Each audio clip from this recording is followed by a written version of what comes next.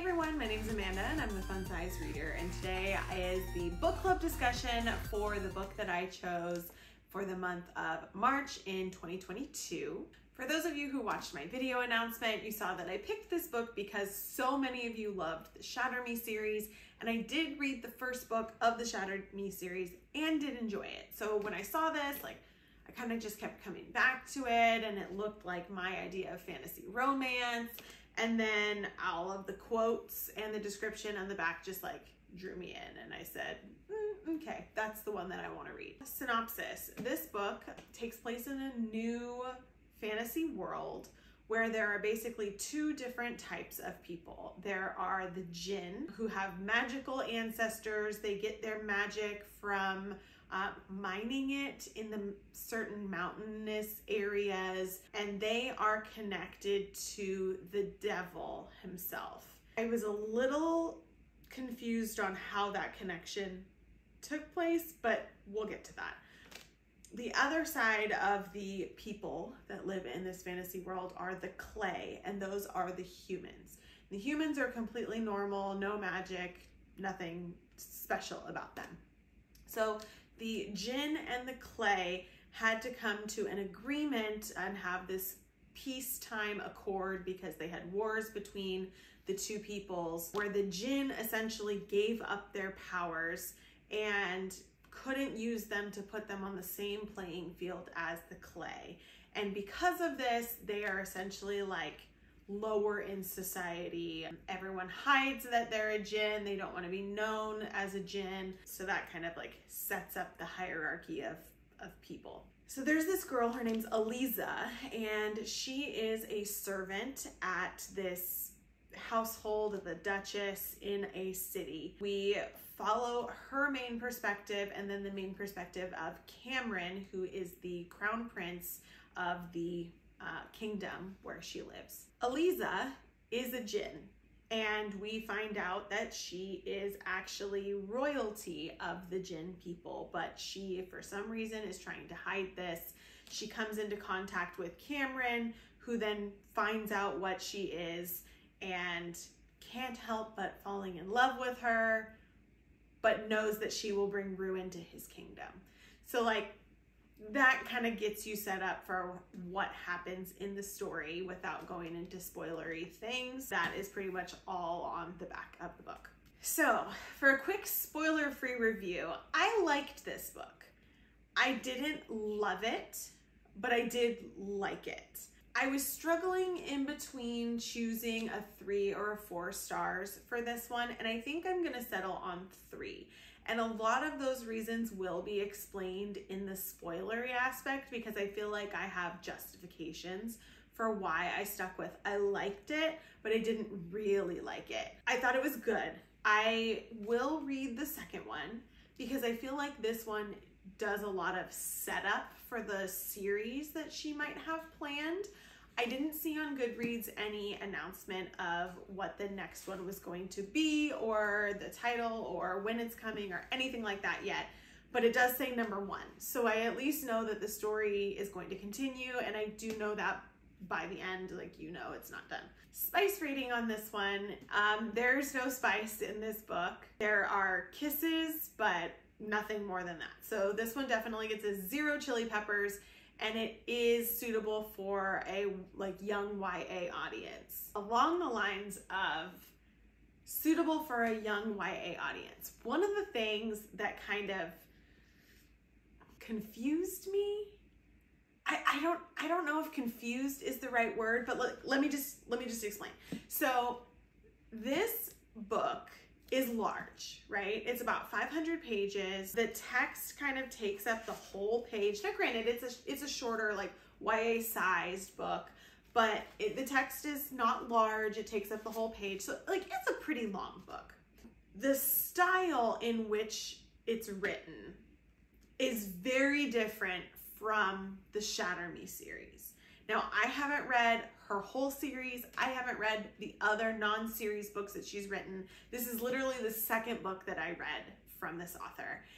And it's very different from the first book that I read from this author. So I was very surprised when I was reading the actual written words and the style of it. And I'm gonna try to explain why. The language that she uses in the book seems to be a very high reading level for the actual story and content. I'm not sure if that makes sense, but like she uses this flowery, almost old English language, and the way that the characters speak, the way they form their sentences, it's not typical of what I would expect in a YA book. Like it's higher than that, but it doesn't match what the actual content of the storyline is. Like I feel that the plot of the story is very basic.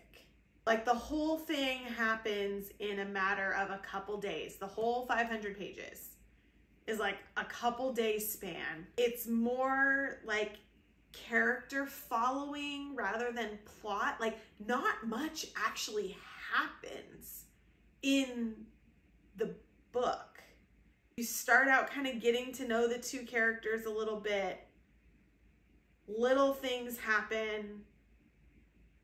One major reveal was made, and the whole thing is spanning up to a few days, and then we have a ball, and it ends there. Whereas so many other YA books that I read that are this long, especially, like the plot is going and it's going crazy, and a ball is thrown in, and then something happens after the ball, and then it continues and continues. This was not like that at all. So the level of the language and the style that was used just like didn't match the plot. Did anybody else notice that? Was it just me that felt that? I'm not saying it was bad, like it wasn't bad. And I obviously was entertained enough that I wanted to finish the book, but I was just, it was different. It was different. I wasn't expecting it. Like I wasn't expecting the content that was actually this book. And I liked it. I enjoyed it, but it was, I can't find the right word to describe it. I do feel like because of that style and because of kind of the way that the character development and more of like maybe the political development was, it was a little hard to get the world building on this at first. Like it took me a bit.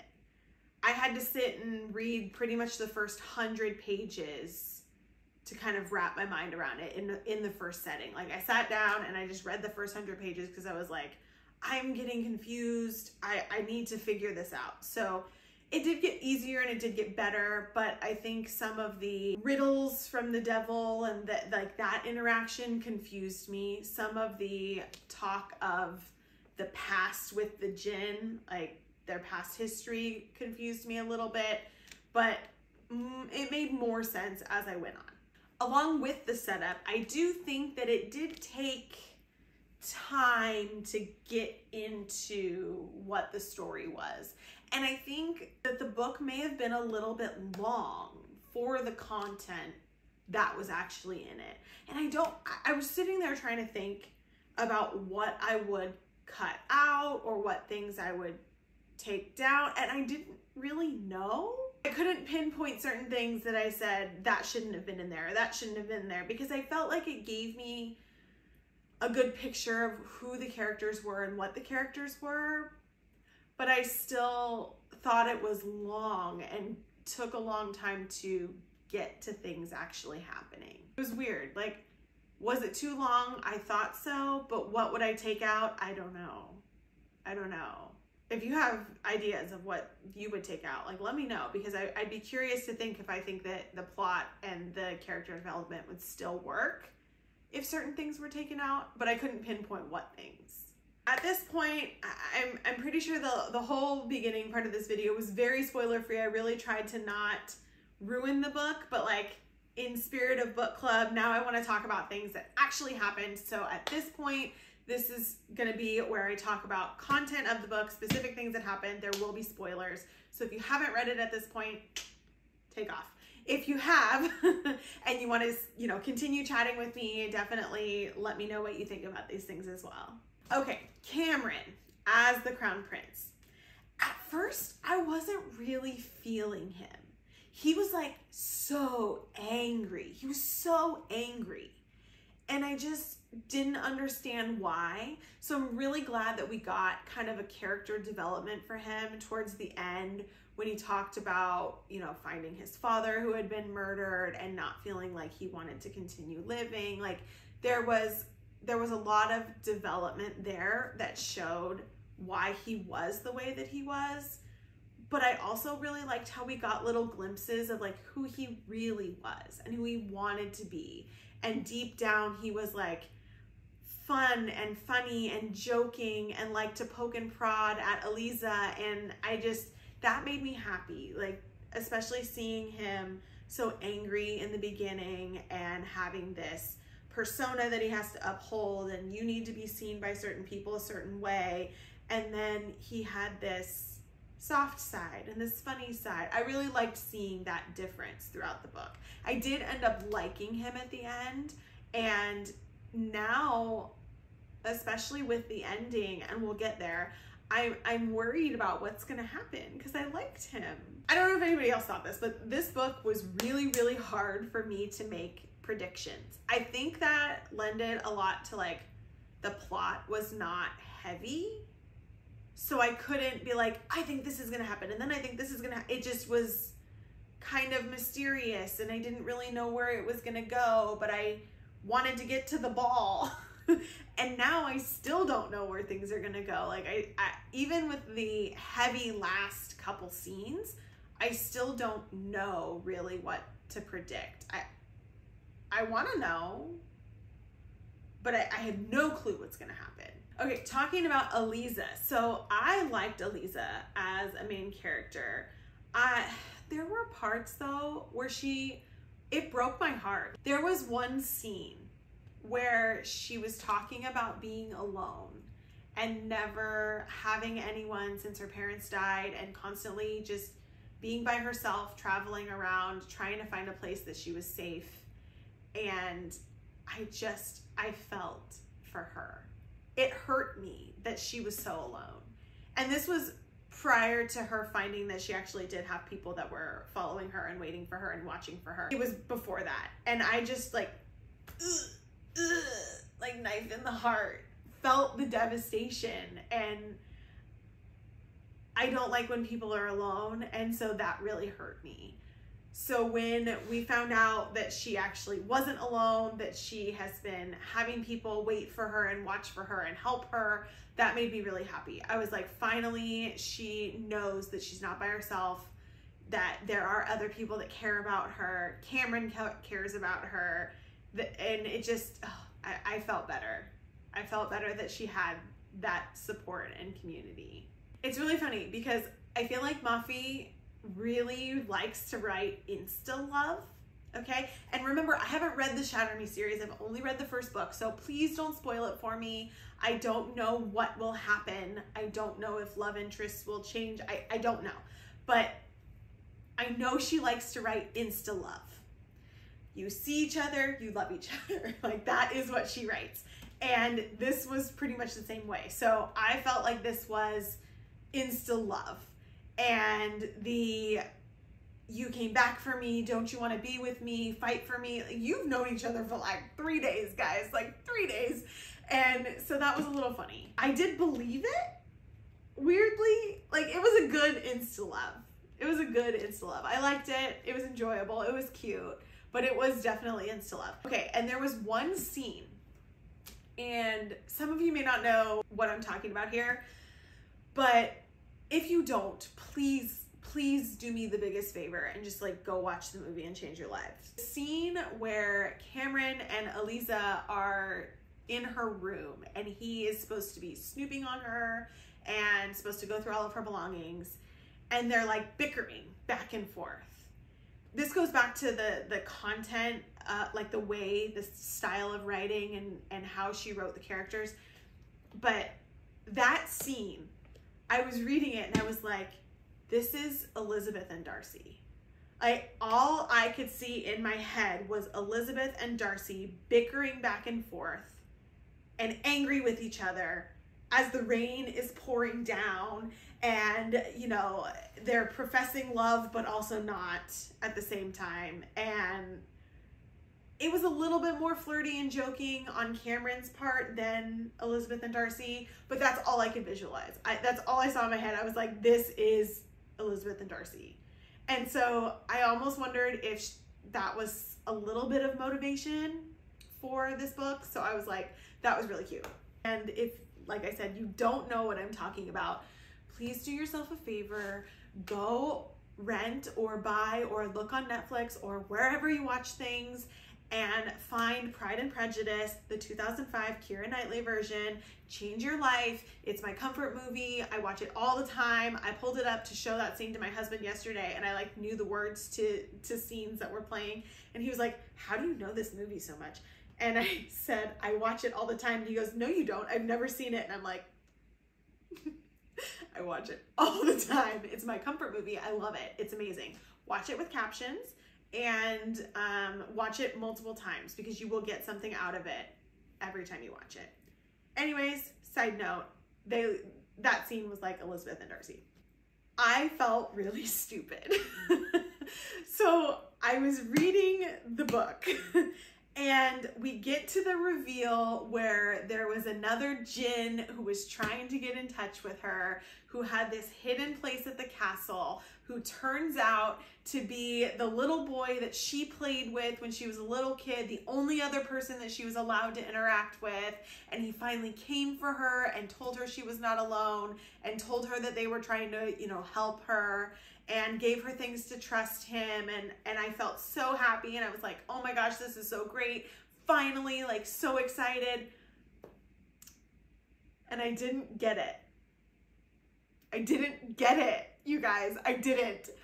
I only got it like 30, 40, 50, I don't even know how many pages later, when we went back to Kamran talking one of the chapters from his perspectives, and he said Hazan, and I went,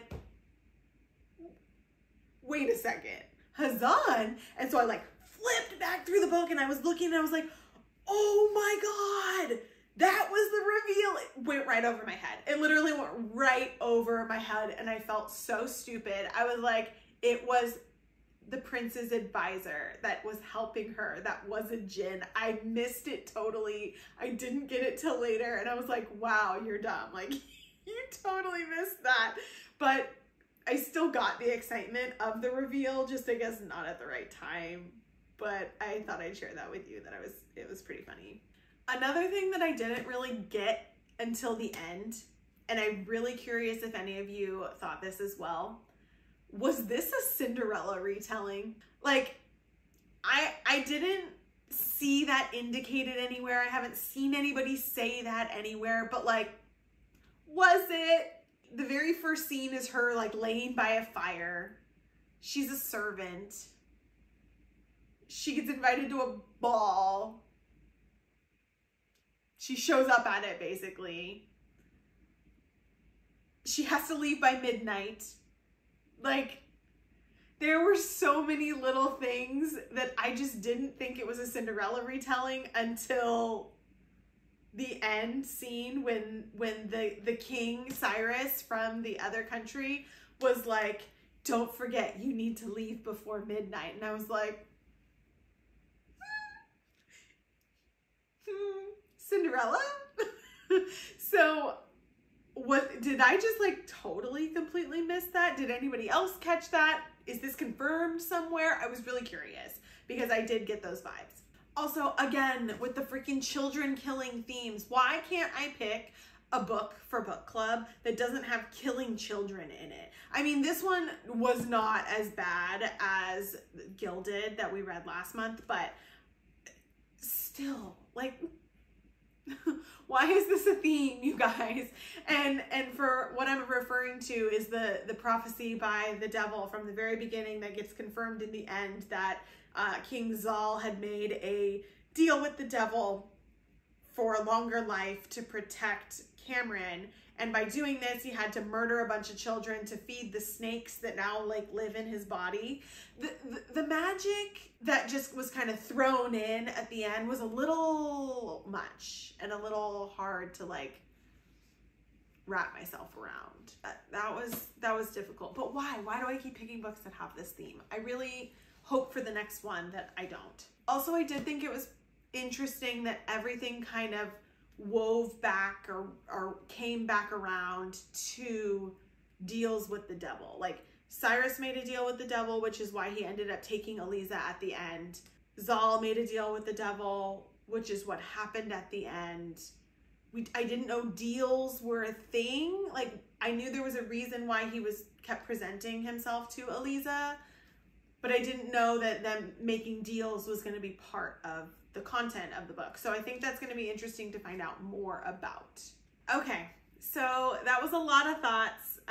There was a lot of pages in this book. Hopefully, for all of you who were here chatting alongside with me today, we got everything out that we wanted to talk about. If there's more that you want to talk about or you missed the live chat, feel free to leave a comment down below. I check them every day, so I will definitely respond if you have some more things that you want to talk about or that I missed or answering one of my questions. Like, definitely let me know below. Thanks for reading along for Fun Size Book Club with me this month. I will be curious to see what happens in the next book. Obviously, we're gonna have to wait a while for it, so we'll see when that comes out. Maybe next year? I don't know. It's not even announced yet. Watch out for the next Fun Size Book Club choice for April of 2022. And don't forget, you can always find me on Instagram, Facebook, and TikTok at The Fun Size Reader. See you guys next time.